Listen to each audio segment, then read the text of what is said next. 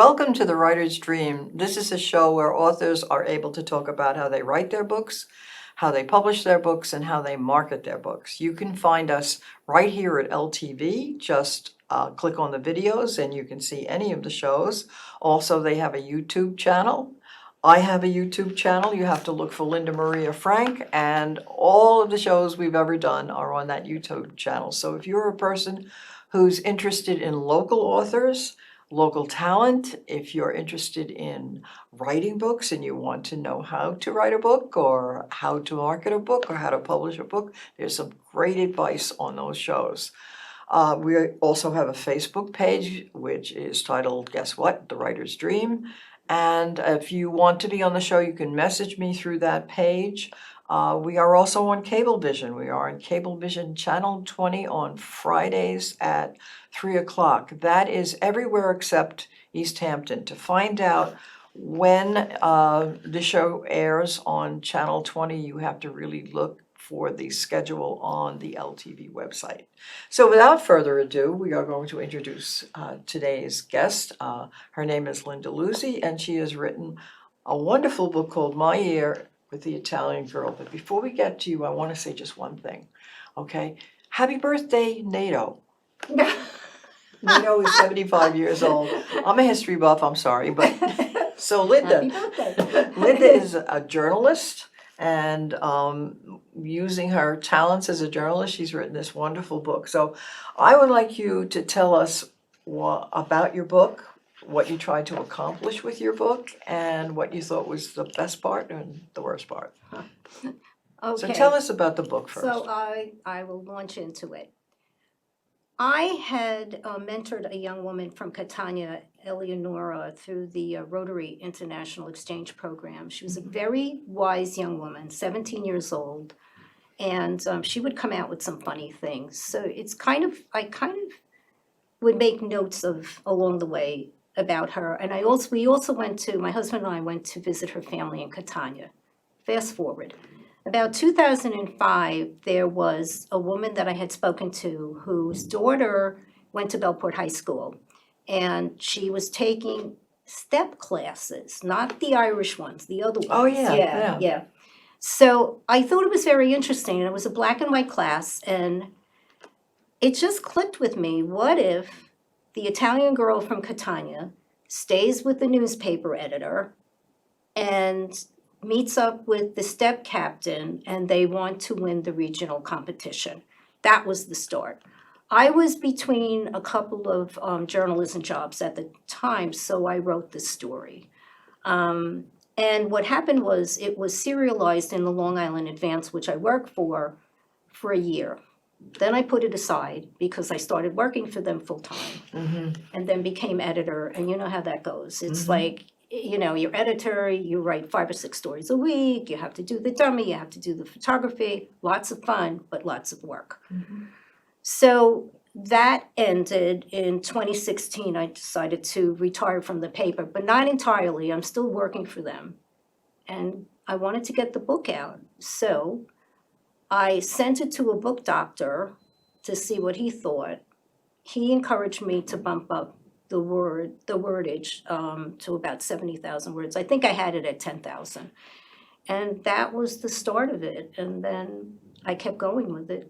I think that's very difficult for a journalist to bump up the number of words because you're used to concise. Yes. And then to go to a novel, which is like, somewhere between 200 and 300 pages is really that's the best. exactly it. I think it's very difficult because I had the same thing because my writing as a teacher was always concise.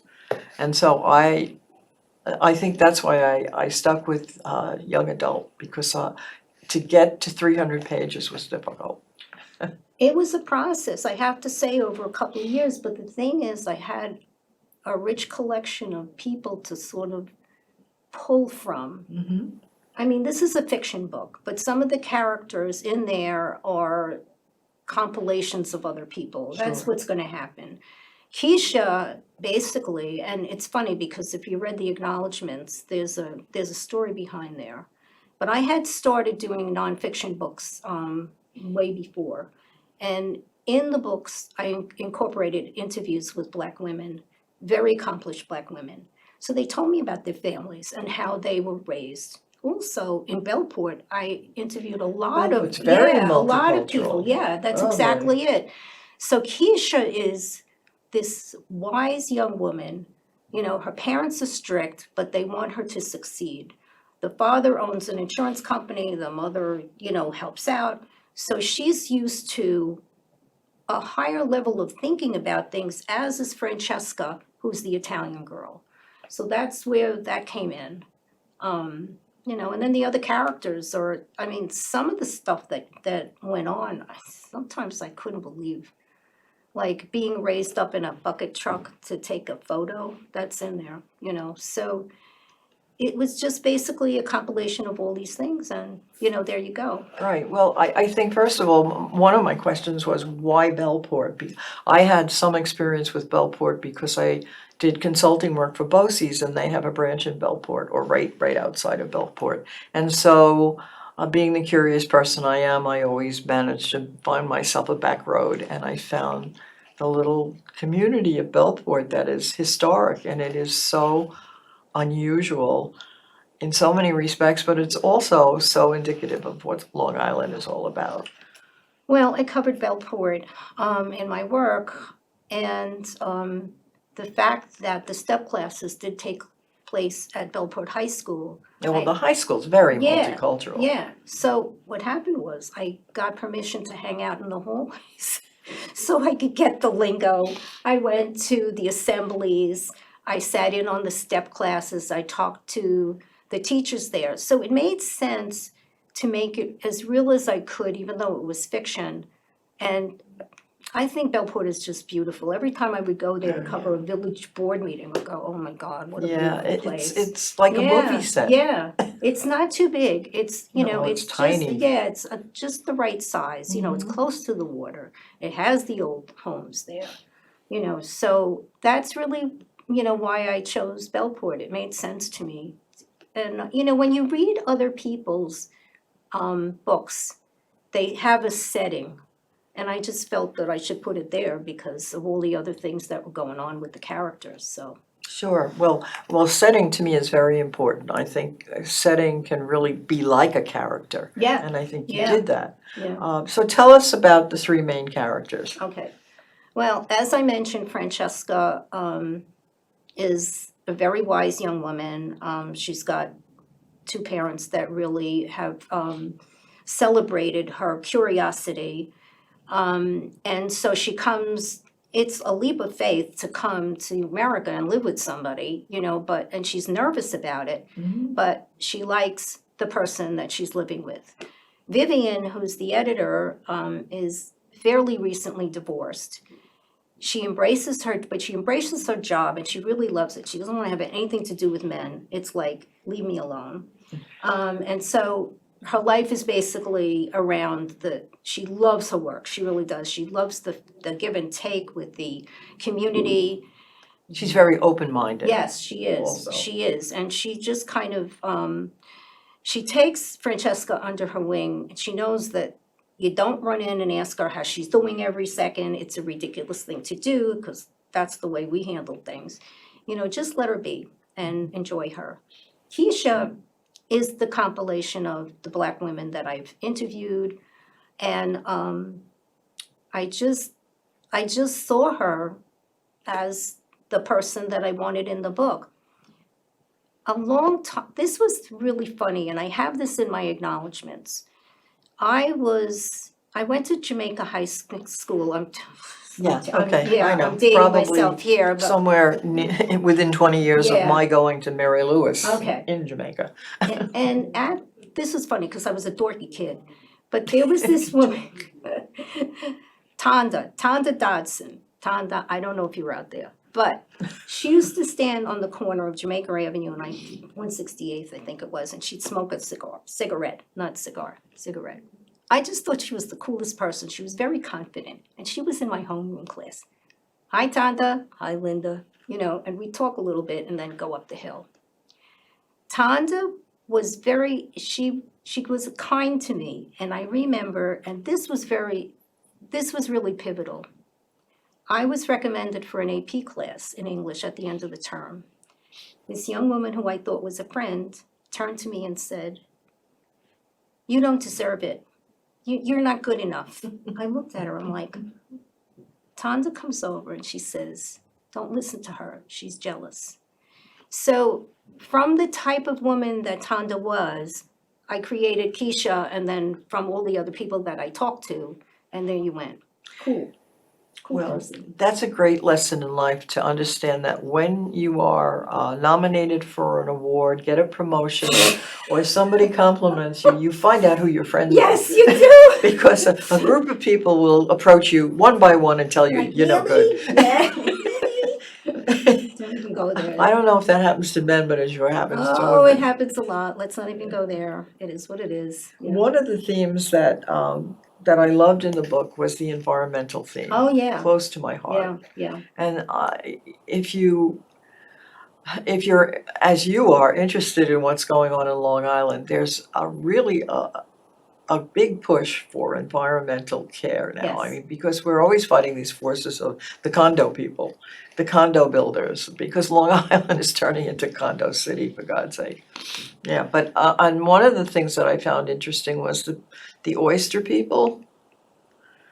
Because there is, there's a facility in Southold that grows oysters to build reefs. Not the eating oysters, there's them too, Yeah. but there's the people who are cultivating the oysters to build reefs to clean up the bay and the sound. And Luckily, they're more and more out there. Friends of Bellport Bay, I started covering them about 5 or 6 years ago, and it started with an idea, and then they kind of launched into things.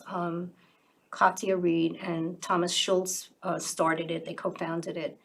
And Isabella Rossellini kind of jumped on board also, and then other people. And now I think they've got like 3 million oysters and clams in the water. They've done really, really well, and they're getting some attention, which they deserve. But it's hard work, and they just were committed.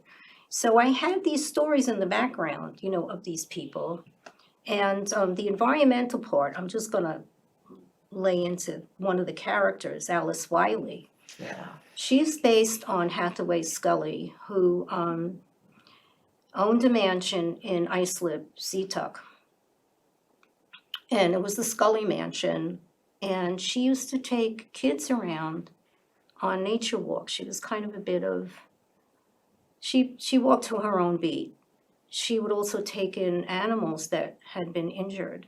So I wanted Alice to be like Hathaway. Her story always resonated with me. I had written about this guy who lived next door to her. He actually, he was a caretaker for her, and he had told me about her. This was a while back. And I thought she was a really neat woman. So when I wanted to write this and about the mansion and, the threat of development, I wanted Alice to be in there and also Hathaway in a way. So that was part of it. yeah. You can probably be an interesting story for you to visit the Southold facility where they're actually growing the oysters. It's very interesting. I'm sure that'll be a story somewhere down the pike there, But I mean, that's something, Yeah. because you are interested in the I environment. am. And then there's, I'm sure you've done Quogue Wildlife Refuge. I've been there. I tramped through the woods over there. I try to tramp through every nature Yeah, I know. center around here. I like to visit the birds there. Yeah, me They're too. beautiful birds. Morton Preserve, where they Oh, yes. where they eat out of your hands. The Yeah, I chickadees. have a picture of myself. Yeah, isn't it cool? Yeah, Yeah. it's cool places on Long Island. Yeah. People don't really, a lot of people who've never been here, or just been to the airports here, have a very negative view of Long Island, and it's really a great place. There's so many things you can do here Mhm. that are so soothing, and it's free. And I don't know why more people don't aim for those things, Yeah, I don't know. I don't know whether it's just the fact that, especially here in Suffolk County, there is such an influx during the summer of not just tourists, but local Long Island residents who like to come out to the East End, that they don't want to encourage any more people to come out. I don't know. Whatever, at least I don't we know have- what it yeah, is. at least I we really have- don't. I don't know. So, So tell me about Ian. Well, I wanted to make life a little interesting for Vivian. So I love British shows, and I just the guys in the series are always the dry sense of humor always gets to me. So Ian got into it. I wanted to have something of hers. You know, she had to sort of get over the divorce from her husband. She was kind of afraid of, you know, falling in love again, and she just didn't want to have anything to do with it. But this guy comes along and he's across the street, and he really likes her. So she's like, oh no, what do I do? The other thing was I wanted to incorporate, we had visited London one time, and I remember going into Westminster Abbey and seeing the coronation chair. I was like, so I was trying to get a little bit of that in there Yeah. too, you know, and, you know, he talks about it and she does, you know, in their conversations. So he makes his appearance and there's that push-pull, you know, that kind of makes the book interesting. And that's where he came from. Nice guy, you know. Yeah, I think it was interesting because when I did the book event at Tiny Raccoons and you were there, did you talk to Jeffrey Wells? Jeffrey Wells was on the show. He lives on the North Shore. He's originally British. And when I was Oh, reading the book and I read about Ian, I said, you know, I kind of caught the same kind of like character there. yeah. So, but you have so many things in the book. I mean, as you read the book, it becomes richer and richer because you bring in all of these Yeah. aspects, and there's a lot to learn from the book. What's the most difficult thing about the book? Well, I guess. Most challenging, let's put it that Oh, way. gee, that's interesting. I guess bumping it up a bit, but it wasn't so terrible because it was a bit at a time. And then sending it out to agents, you know. But I have to say this. I remember me reading The Help, and the author had said she got 100 rejections. So did Jodi Picoult on her first That's book. what I mean. And someone had asked her when she was interviewed if she had been discouraged, and she said, no, I just went back and I made my book better. Now, there was one agent, Adam Cromie, his name was, who actually got back to me and made suggestions, and he told me why he had rejected the book. He said there was too much backstory in the beginning. And I thanked him and I paid attention to it. So I went back and I made like the beginning chapters shorter so you could get into the story. Yeah, You know, and then kind of took some other things out. So thank you, Adam, if you're out there. You helped me out with that. And then Solstice Publishing, I sent the manuscript straight to them, and then they looked at it. They got back to me in a month, and they said, we'll publish it. So that's that great. was Is that. Solstice like a small press? Yeah, it's a small press. You get a royalty, and I said, okay, this is Yeah, what I'm gonna do. I think from my experiences with authors and publishing, if you're not going to publish it yourself, small press seems to be Yeah, the best bet because the big publishing houses are just so overwhelmed, and there aren't many of them left. So, I know, that's part of it. yeah, You know, there's a whole bunch of factors there. Yeah. And look, you can't take it personal. Some people just don't No. like your book. Some No. people just, it never got to the agent. You know, some people look at it, you know, you don't know. They're going through, it's like you say, sometimes they're overwhelmed. well, it's a personal thing. I had an experience with book covers where I do the Fire Island fairs in the summer. Because there are a lot of people out there who have nothing else to do after the beach, so they want to buy a book. It's a good market, actually. And there was a gentleman who came up to me, and he was in the publishing business, and he looked at the book and he said, no, these covers just won't work. Now, so I smile and I listen. And, but everyone who comes up to my table, they're attracted by the covers. Yeah, And yeah. they'll say, the first thing they'll say is, do you do your own illustrations? And I say, no, I have an illustrator. And they say, she's really good because I really like these covers. So, and I've had both opinions, like both ends of the spectrum on those covers. You just don't know. It's a personal It's a thing. personal thing. My friend, Sandra Kosak, she does my, she posts my social media items, and she was the one that designed the book. I told her what I wanted. Now, it's got scenes of Bellport on the front, so she made them sort of like a snapshot, and then the beach. She says, Linda, people really like your beaches.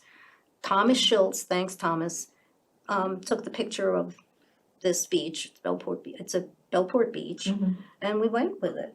And she worked with Solstice on it, on the specifications and stuff, so that worked out really great. Sandra's a great friend, she really is. Yeah.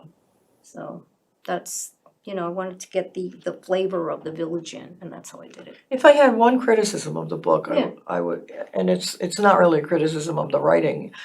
It would have been, I think it would have enhanced the book if you had put a few photographs in there. On the cover? In the Oh, book. inside? Yeah. You mean like in between the chapters or at the end? You could have put it at the beginning or the end, Oh, or, that's yeah. interesting. Yeah, because Bellport's an interesting place. It is, yeah. And there's some, some beautiful spots, beautiful homes. Well, the only thing that the publisher had asked for was a picture of me. I didn't get it in time. So whatever they asked for, I sent. So it's just one of those things. They didn't specify. I would have gladly, done that, Yeah. but they didn't specify it, so it wasn't in there. Yeah, I'm always very, I guess I'm a visual learner, and I really I like to see pictures of things. Even in my books, I have 4 illustrations in each book. I don't need to put them in, but I do, because I remember reading Nancy Drew and looked that there was always a picture called the frontispiece, whatever that is. And I just remember being, just engaged with that photograph. I would look to see what's happening in that photograph. So that's just me. But again, everything about books is personal. Yeah. The first thing that you do when you go into a bookstore is you pick up the book because you find it attractive. Yeah, or the title. You like the title, and then, then the book cover, there's like something that draws you, so there you go. And then you turn it over, hopefully. Yeah. And look you at read the back. yeah, And so you look at- that terrible 1 or 2 paragraphs that you have to cram everything into. That is people don't understand. That's the hardest part of writing a I book, know. is writing that back cover copy. I know, it's true. It's like all the other stuff is like, where do you go, Yeah. First you're expanding, then you're And contracting. then you have to exactly, it's funny. So what are you doing for marketing? We have about a few minutes left to talk about marketing. Well, the marketing basically is through my website and with Sandra, getting the word out about the stories that I do with the advance, hopefully it'll drive them to the book. So that's part of it. I've already done a book talk with Isabella Rossellini, it was wonderful. Yeah, wow. Yeah, I almost fainted when she asked me, she said, do you want me to interview Yeah. you? She's a nice person. I hear this really through is. other Yeah, people. she is. Well, here's the thing. I knew she lived in Bellport. I wasn't gonna go until there was something that I could really talk to her about. When she bought the farm and then she got the chickens, I was there. So we sat down and talked, and anytime I spoke to her, it was basically on point.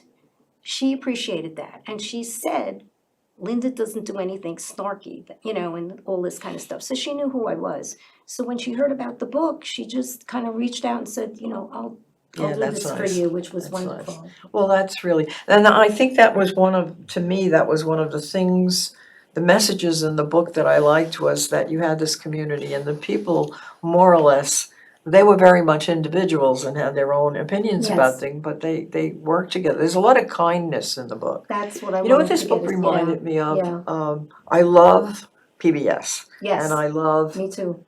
now it's gonna just escape me, all All creatures creatures great and small. yeah, And there's yeah. so much kindness Yes, yeah, in that hour yeah, that it usually leaves me in tears. yeah. It's And this is wonderful. something that we really, it's balm to the soul Yeah, it is. to engage with something that talks about kindness. One of the books, I read a ton, at least 1 or 2 books a week. But Jan Karen had a series, Father Tim's series, that was so charming. And it was based around a small town and Father Tim and all these kinds of things. Now, it's not the same, but I wanted to get the characters in there. and what happens when everybody comes together, because they do. Yeah, people talk to each other. Sometimes things are snarky, but you know what? When you need help, everybody runs together. And that's what the beauty of a small town or village, is for the most part on Long Island. Right. So that was my story. So what would you like to tell your readers? We have a little bit more than a minute. What Okay. message about your book? Well, this is about women celebrating each other and helping each other. It's very important. I think we all need to raise each other up. That's number one.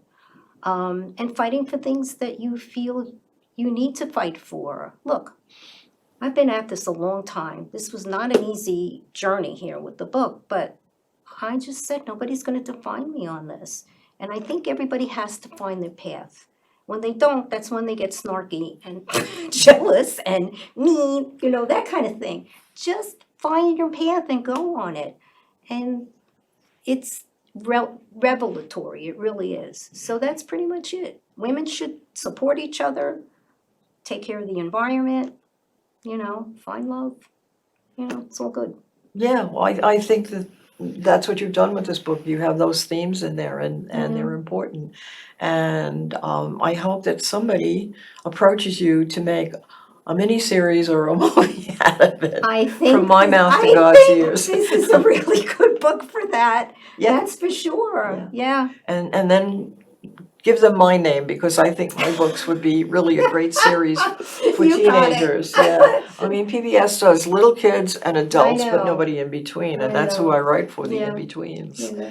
So it was a great experience having you on the show. Thank you so much. And I hope that a lot of people enjoy what we talked about, and hopefully read the book, because the book is really quintessentially Long Island. Yep, And it if you is. want to learn about Long Island, Yep. this is the book. And I Thank love you. the Italian connection. Thank you so much. Okay. Thanks for having me. You're welcome.